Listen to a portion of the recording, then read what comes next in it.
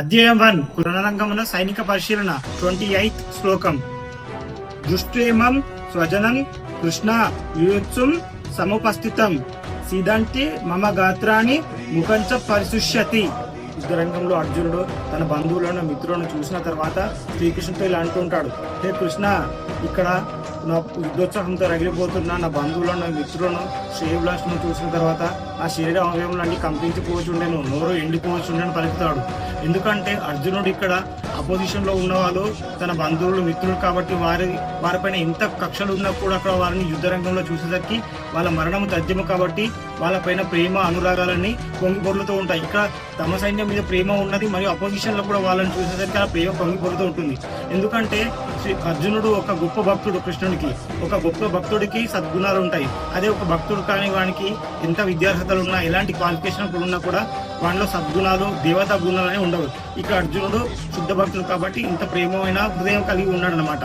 ఇంకా చెప్పాలి అంటే మన అతనికి అక్కడ సిచ్యువేషన్ లో అసలు నిలబడడానికి కూడా లేదు. మిగతా శ్లోకాల్లో చెప్పబడుతుంది.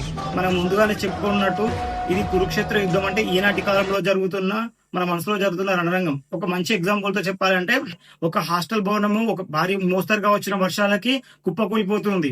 ఆ ప్రమాదంలో కొంతమంది చిన్నారులు చనిపోతారు, పేద విద్యార్థులు మరికొంతమందికి గాయాలవుతాయి. ఆ స్టేట్ అంతా జస్టిస్ కావాలి అని అల్లర్లు జరుగుతూ ఉంటాయి.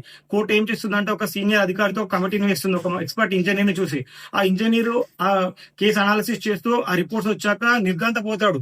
ఎందుకు ఇలా జరిగింది అని తెలుసుకున్న తర్వాత తెలియని విషయం ఏమిటంటే తన సొంత రక్త సంబంధించిన బంధువు ఆ కాంట్రాక్టర్ అనమాట, ఆ బిల్డింగ్ కట్టిన కాంట్రాక్టర్ అనమాట. అది చూడగానే ఆ ఇంజనీర్ కి చెమటలు పడతాయి, శరీర భాగాలను కంపిస్తాయి, నోరు ఎండిపోతూ ఉంటుంది.